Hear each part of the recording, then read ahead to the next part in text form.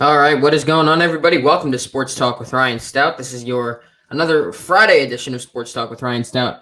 I will be going live every Wednesday after this, I promise. We're going to move to Wednesdays next week, but I did move it to Friday again this week. I got really busy on Wednesday. Before we start the show again and get into our topics, I do want to advertise two things for you. First, Field of the Fire, hosted by Landon Hammonds. He's got a bunch of good guys on that show. Me, Michael, John, Mark, and Landon are all on that show.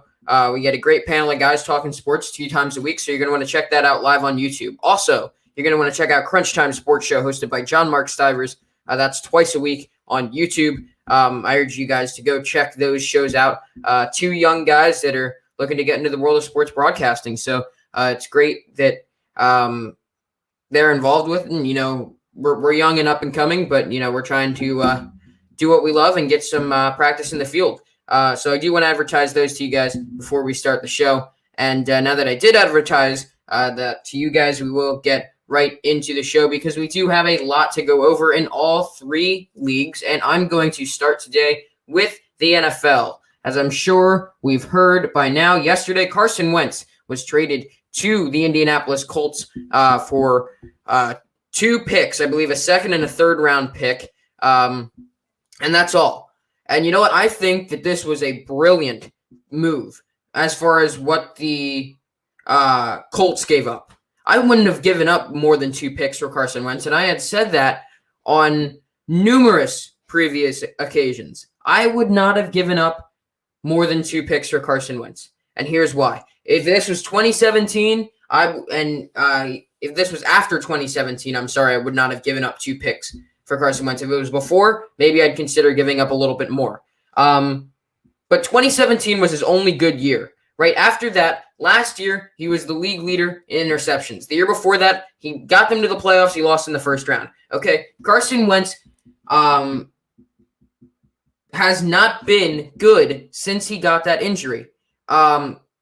He really hasn't. It's just the way it's just the way it is. You can tell me anything. You can look at virtually any stat of Carson Wentz's after 2017, and there's going to be someone that tops it.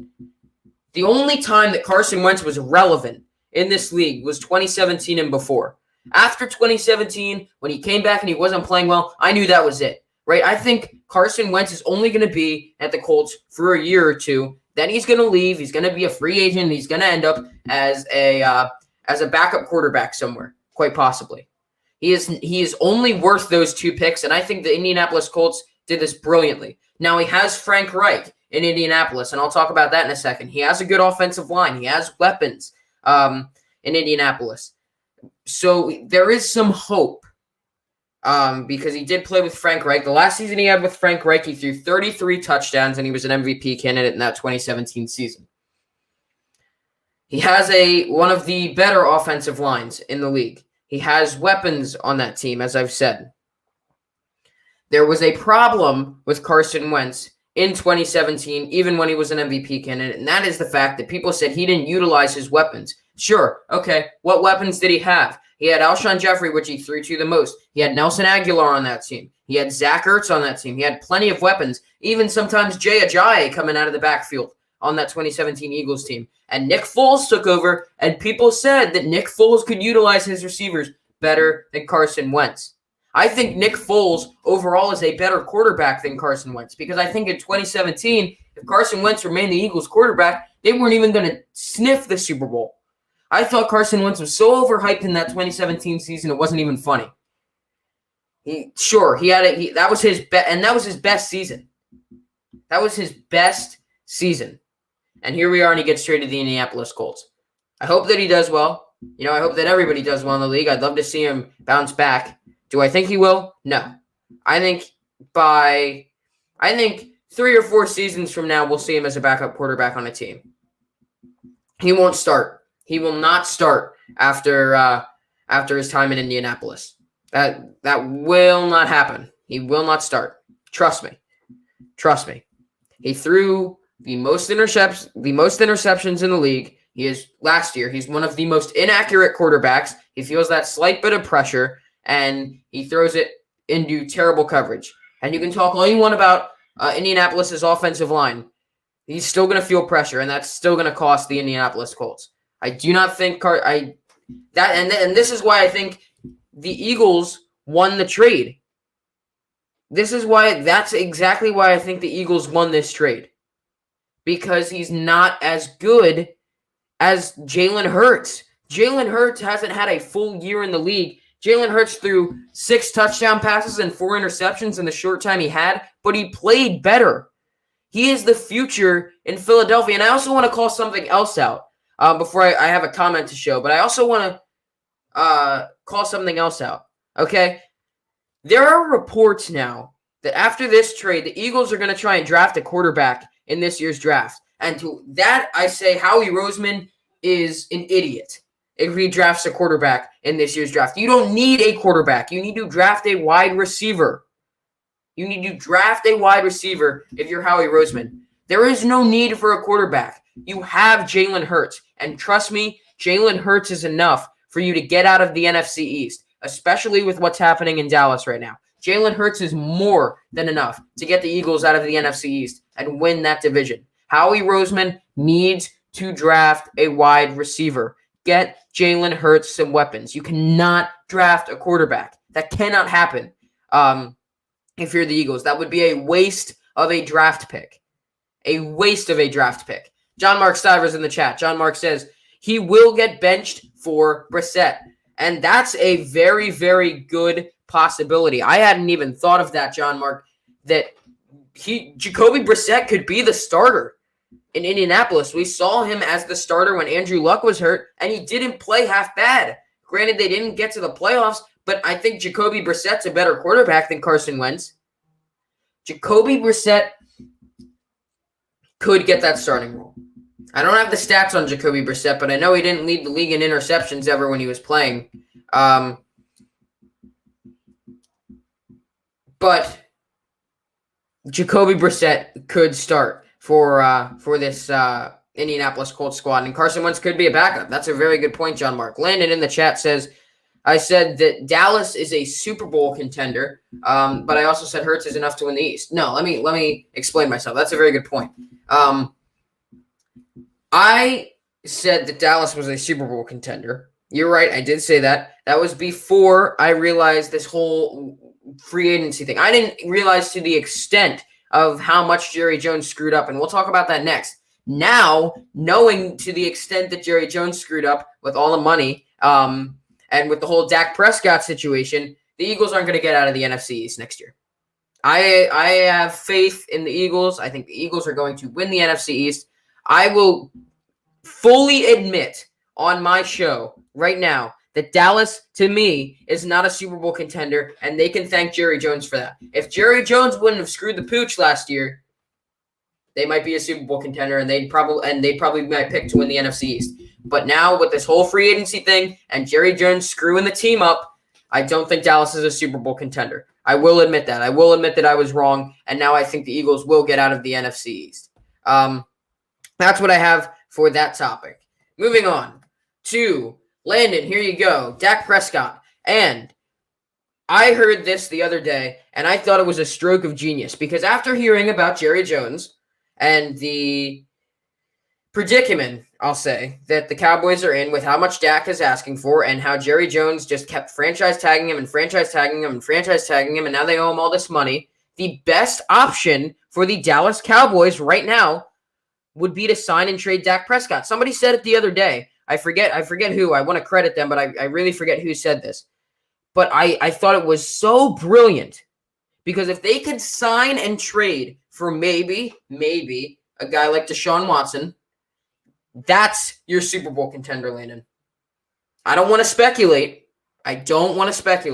And I don't want to say that they're going to get Dak Prescott. If they don't get Dak Prescott, they're not a Super Bowl contender. But if they can somehow pull off a sign and trade with Dak Prescott and send him to the Houston Texans for a Deshaun Watson, there's your Super Bowl caliber team. Because I said if they re-signed Dak and everybody remained healthy, they'd be a Super Bowl team. But they're not going to re-sign Dak. They're going to sign and trade Dak. If they need to, because if they re-sign Dak and they keep him, the Dallas Cowboys are going to be in so much debt it won't even be funny. And you can thank Jerry Jones for that.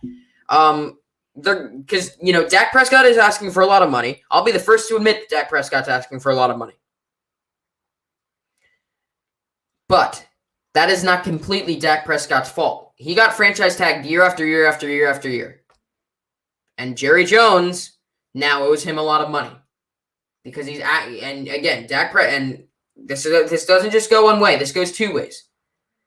But I'm telling you, the best option for Jerry Jones to save money right now is to sign and trade Dak Prescott, and I think he could pull off a trade to someone like the Houston Texans, bring Deshaun in, because you want a Super Bowl team, Deshaun. You want your best shot at winning a Super Bowl trophy other than the San Francisco 49ers. Dallas is your spot.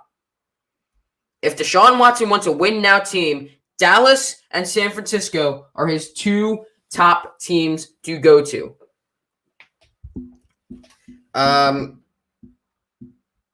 John Mark Stivers said that the Cowboys could have easily won the NFC East if Dak never got hurt. And John Mark, thank you, because that is completely true. If Dak never got hurt, they would have done more than just get out of the NFC East. They could have come out of the NFC and been in this year's Super Bowl. Everybody knows, if you listen to my show from the very, very beginning, I have said before Dak got hurt, the Cowboys were my Super Bowl pick. After Dak got hurt, the Seahawks were my Super Bowl pick to come out of the NFC. I was wrong about both. But if the Cowboys could have gotten to the Super Bowl if Dak didn't get hurt. They had the best chance this year because of the team they had. Now, if they sign and trade Dak, again, that you have to sign and trade him and get him to Houston for your best option, at winning a Super Bowl. Well, going to a Super Bowl. I don't want to say winning because those Chiefs are tough, and so are the Bills. But if they can sign and trade Dak, that might be one of the best moves that Jerry Jones could ever make. Because we all know Jerry Jones has made some boneheaded decisions. And he's not a very good owner right now. He has a big ego. But I heard this the other day, and I thought it was a stroke of genius. Sign and trade Dak, give him to Houston. Probably, I would say Dallas will probably give Dak and a first-round pick or two to the Houston Texans for Deshaun Watson. That's the trade. Now, maybe he's not worth all those picks. You can speculate about the first-round picks, and you don't want to give all your picks away. I'm just saying what I think that they might give up to the Texans because you want to ensure the deal. But the move is to sign and trade Dak Prescott. That is the move. If I am the owner of the Dallas Cowboys, I am going to try and sign and trade him, and I'm going to move him to Houston, get Deshaun Watson. There's your Super Bowl contender. Because let's look at the other guys they have, right? They got CeeDee Lamb, young receiver, probably a Rookie of the Year contender this year with the season that he had. Amari Cooper, also on that team. DeMarcus Lawrence, you can talk about him being overrated. He's a good defender, in my opinion. And Ezekiel Elliott out of the backfield. They have some weapons on that team. They really do. And if Dallas is just that one good player, superstar caliber player, and that's Deshaun Watson, they're one superstar away from going to a Super Bowl, in my opinion. So, Landon, just to go back to your comment earlier, I will go back and say that Dallas is a Super Bowl contender if they can pull this off and get Deshaun Watson. If not, Philadelphia is coming out of the East. The only way I say that Dallas is coming out of the NFC East and quite possibly going to a Super Bowl is if they pick up Deshaun Watson in a sign and trade for Dak Prescott. Plain and simple. But I thought that was worth mentioning. That's what I have for you in the NFL. Moving on to the MLB because spring training is here. Actually, pitchers and catchers report is here. Spring training is just around the corner. And baseball season is just around the corner. I'm very happy about that. And we're starting to see some moves. The Dodgers have re-signed Justin Turner on a 2-year, $34 million deal. I think this was a great move for the Los Angeles Dodgers. I think on a lineup that is stacked with great players, Justin Turner can sometimes be underrated. he is seen as a role player, but I think that Justin Turner is is a guy that has such great on-base percentage for this Los Angeles Dodgers team. He may not hit as many home runs as a guy like Cody Bellinger or Mookie Betts or Max Muncy or other guys like that. I think he's sometimes caught in the shadows, but I think he is one of the most important players on this Dodgers team. He is a key utility player for this Dodgers team. Because without Justin, and again, because of the star power that they have on this team, I don't think that people often realize how important Justin Turner is to this Dodgers organization. And I think this is going to be a key piece to their repeat, because I think they're going to repeat. I don't think you can give me a team in the league that is going to touch the Dodgers this year. I really don't. Call me biased if you want to, but their lineup is just so stacked. They have 5 pitchers that are all all-star quality, with the exception of Dustin May right now. They have 9 guys on that team. All 9 of their guys in the lineup can get on base. All 9 of them. You show me another team with a pitching rotation where all 5 where 4 of them are all-star caliber and 9 guys who can all get on base consistently. There's not a team in the league that can do that, except for the Los Angeles Dodgers. The Los Angeles Dodgers, in my opinion, are going to run roughshod over the MLB this season. And Justin Turner is going to be a key part of that. I don't want to go as far to say that he is undervalued. I think he is oftentimes caught in the shadows because of the star power that they have on that team. He's not one of the bigger stars on that team, because you got guys like Bellinger, you got guys like Muncy, you got guys like Betts, Buehler, Kershaw, Bauer now, David Price even.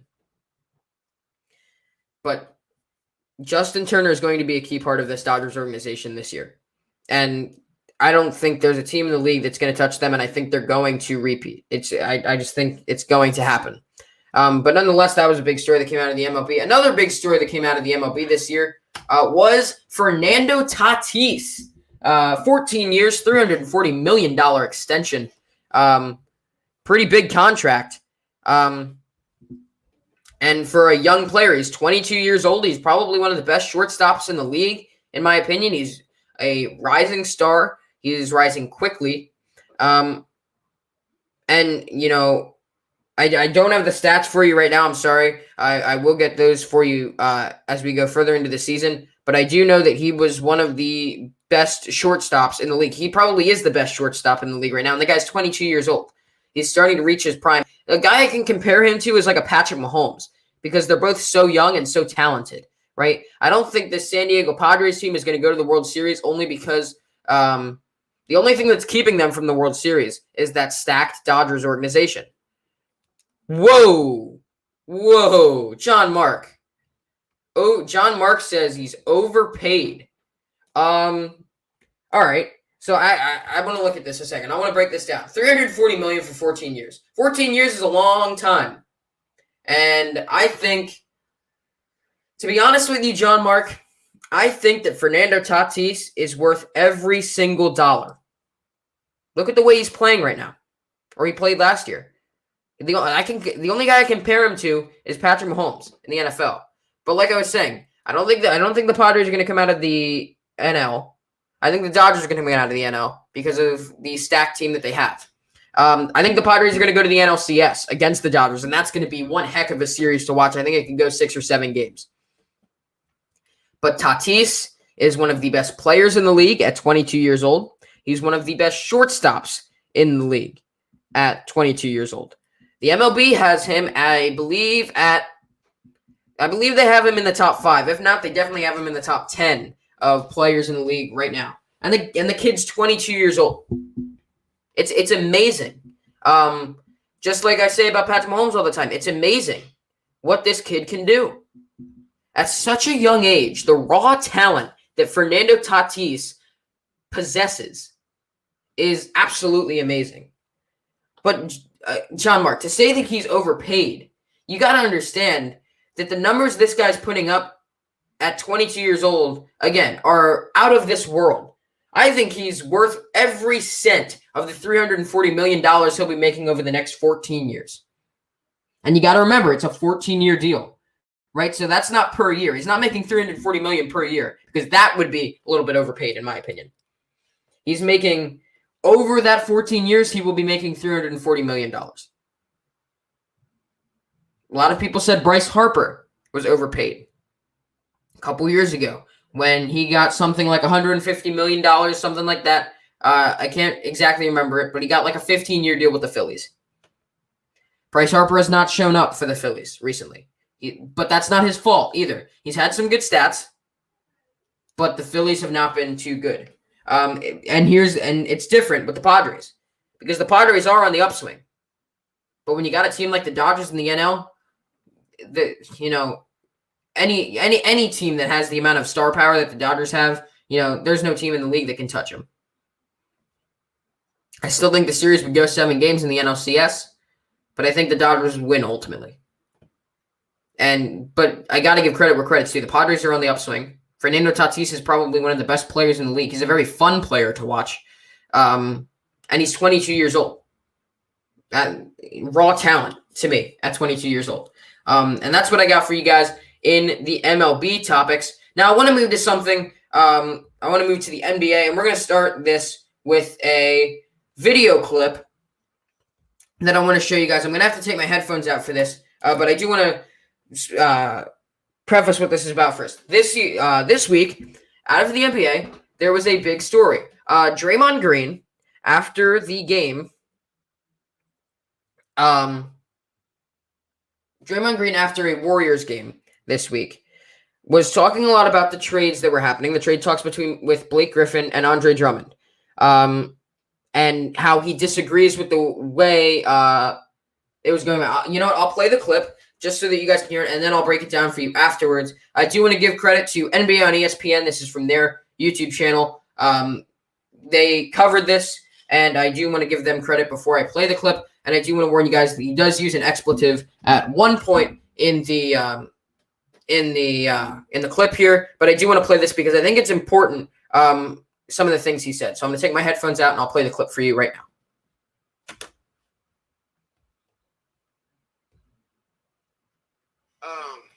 I would like to talk about something that's really bothering me, and it's the treatment of players in this league. To watch Andre Drummond before the game sit on the sideline and go to the bat and then come out in street clothes because a team is going to trade him is bull.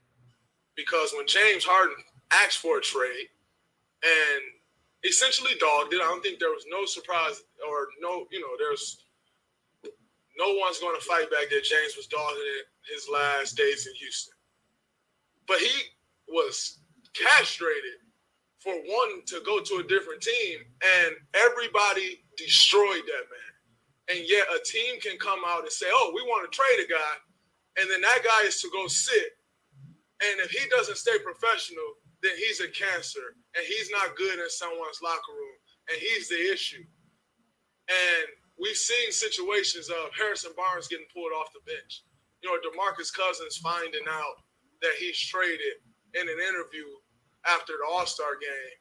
And we continue to let this happen. But I got fined for stating my opinion of what I thought should happen with another player. But teams can come out and continue to say, oh, we're trading guys, we're not playing you. And yet we're to stay professional. At some point, as players, we need to be treated with the same respect and have the same rights that the team can have. Because as a player, you're the worst person in the world when you want a different situation. But a team can say they're trading you, and that man is to stay in shape. He is to stay professional. And if not, his career is on the line. At some point, this league has to protect the players from embarrassment like that.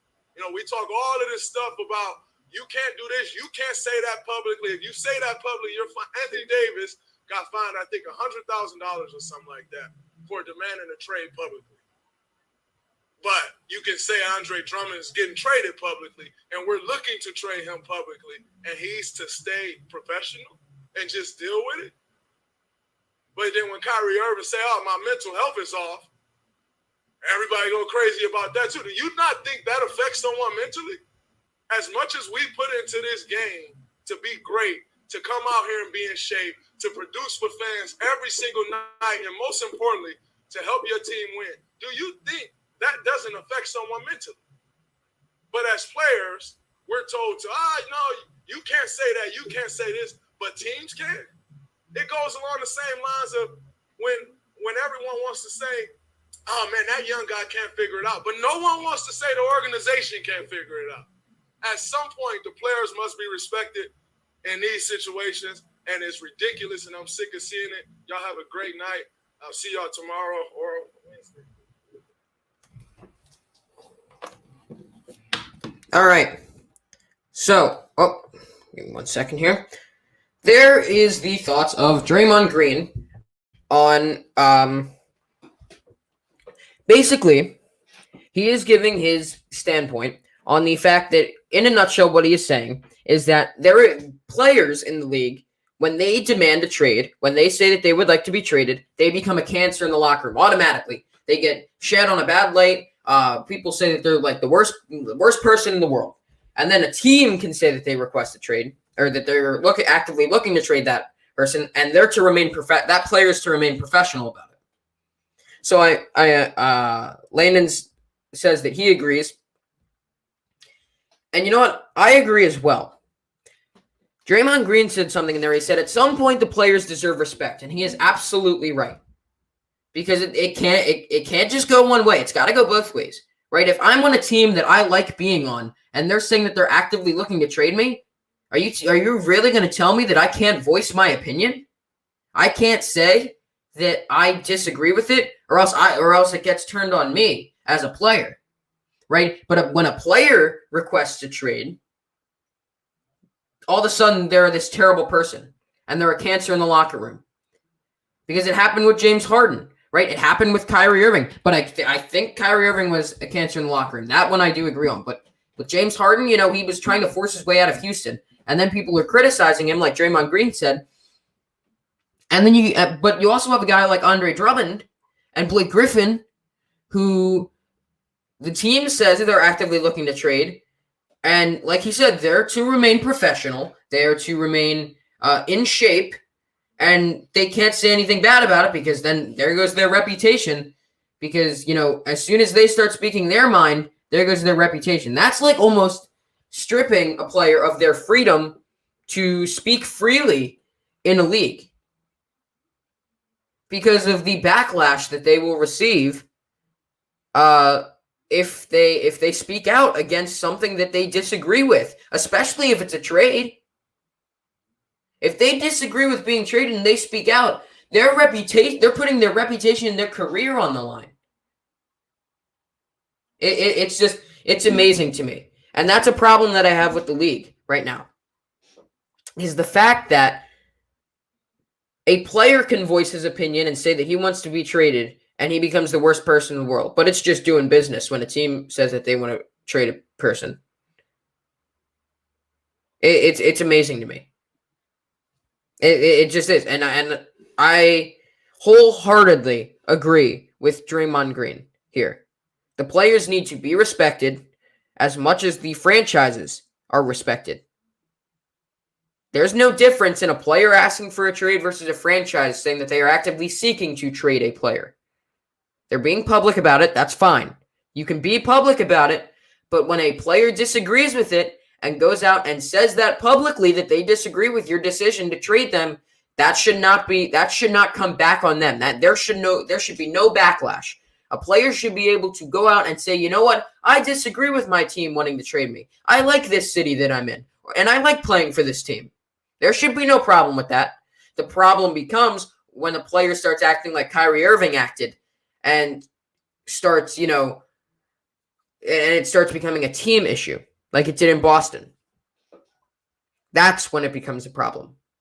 But I 100% agree with Draymond Green there, and I figured that was, and I thought that was just worth showing and worth mentioning, because it was a very powerful thing for Draymond Green to say. Draymond Green, I am sort of mixed with Draymond Green. I don't like him, but I don't dislike him.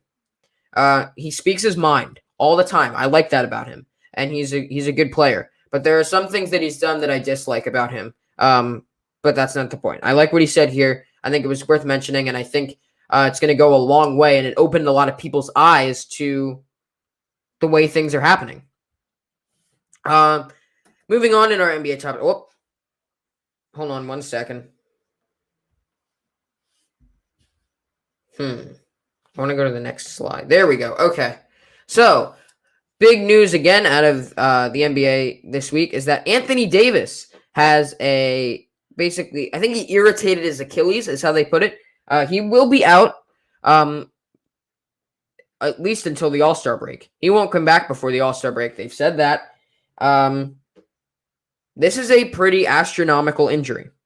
And I'll tell you why. Last night, I want to throw this game out there. Last night, the Nets beat the Lakers 109-98. They beat them by 11 points. Harden had 23 points, 5 rebounds, 11 assists. Kyrie Irving had 16 points, 7 rebounds, 5 assists. And Joe Harris had 21 points. LeBron James had 32 points, 8 rebounds, 7 assists. Their next leading scorer, I believe, had something like 14 points.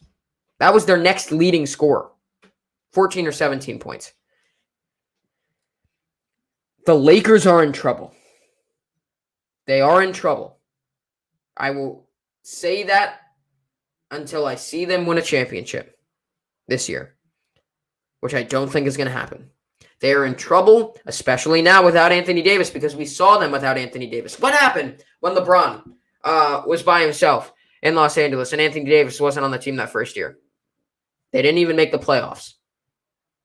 You can talk all you want about the role players on the team that they have this year, and some of the role players are a bit better. But losing a guy like Anthony Davis is going to be catastrophic for these Lakers. Davis was averaging 22, 8, and 3 this year, having another great year. He was going to be in the All-Star game until this injury happened. And I think in the long run, this is going to be very catastrophic. Because, and the offseason might have a lot to do with that.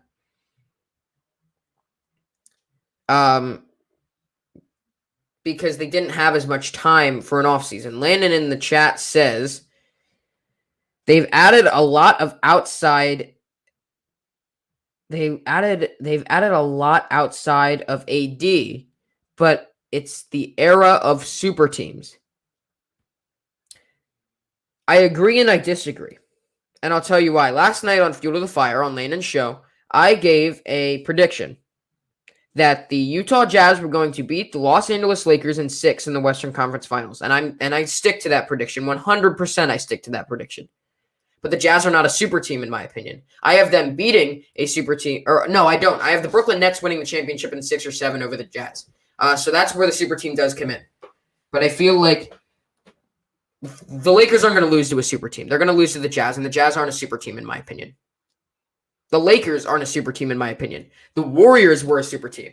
Here's why the Lakers aren't a super team with Anthony Davis and LeBron James.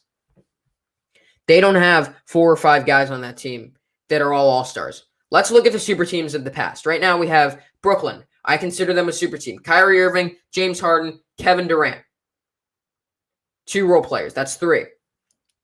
The Warriors had Stephon Curry, Klay Thompson, Draymond Green, Kevin Durant, and Zaza Pachulia. Green and Pachulia were the 2 role players there. The Bulls. Let's look at at least 3. I'll say at least 3. The Bulls, the 90s Bulls. Jordan, Pippen, Rodman. The 2008 Boston Celtics, the beginning of the Big 3. Allen, Pierce, Garnett. The role players on that team, Perkins, Rondo. Let's look at the Lakers now again. Even the Lakers, they had a super team. Kobe Bryant, Shaquille O'Neal, Karl Malone, Gary Payton. And you know what? They didn't even win the championship that year. The Lakers, they have LeBron and Anthony Davis. Who's the rest of their starting lineup? Caruso or KCP. Rajon Rondo, I believe, is still there. No, he went to the Hawks. Kuzma. Okay. Montrezl Harrell, maybe. They They don't have a lot of guys outside of Anthony Davis and LeBron James. I said it on Landon's show a couple weeks ago. When one goes down, they both go down. To me, the Jazz are a better team than the Lakers right now. And that's a perfect segue into our next topic and our final topic of the night, the Jazz. The Utah Jazz. They have won 22 of their last 23 games. Donovan Mitchell is averaging 24, 4, and 5. Rudy Gobert is averaging 14 points, 13 rebounds. They have role players in the addition of Mike Conley, Boban Bogdanovic, Joe Ingles. I believe Jay Crowder is still on that team. They have a solid team of role players. Rudy Gobert and Donovan Mitchell are their two main guys. The reason I say that that's the reason I say they're not a super team. They got a lot of role players. They have more role players than the Lakers, and they have better role players than the Lakers. That's why they're going to win in 6. Their 2 stars aren't better than the 2 stars on the Lakers, but they have better role players.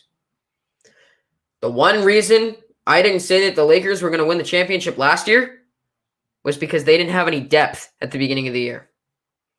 They had depth by the end of the year, but they didn't this year. And they improved on their role players this year, but they still don't have enough. They don't have enough to beat the Jazz. They don't have enough role players. When it comes down to it, I think the Jazz, I don't think they're going to own the Lakers in that series. I think they're going to win in 6. And right now, I think the Jazz are the best team in the NBA. I think the Jazz are the team to beat. And I think they will get beat in the NBA Finals. I said this on Landon's show last night, too. I said this on Fuel to the Fire. This Jazz team is the best Jazz team we've seen since the 1990s with Karl Malone, the mailman, and John Stockton. They went to 2 consecutive finals. They owned the back end of the 90s. And those were 2 guys. They had a bunch of role players. This reminds me a lot of the Karl Malone and John Stockton Utah Jazz. And they came out of the West. Now, granted, the West wasn't, the West didn't have a LeBron James and an Anthony Davis on the same team. But Anthony Davis is hurt right now. And that's going to go a long way. That's going to come back to bite the Lakers. And the Jazz have better role players, in my opinion, like I said. But that's where I stand with the Jazz right now. And that is our show for today. If you enjoyed this show and you want to see more just like it, go ahead and tune into Sports Talk with Ryan Stoudt every Wednesday right here on YouTube. Go ahead and hit that like and subscribe button. If you want to see more just like this, I would greatly appreciate it. I believe we're at 32 subscribers right now. I want to hit a goal of 50 by the summer and maybe even grow it from there. So I would greatly appreciate it if you guys would like and subscribe the video if you want to see more just like this. And I will be back on Wednesday, and this has been your edition of Sports Talk with Ryan Stoudt.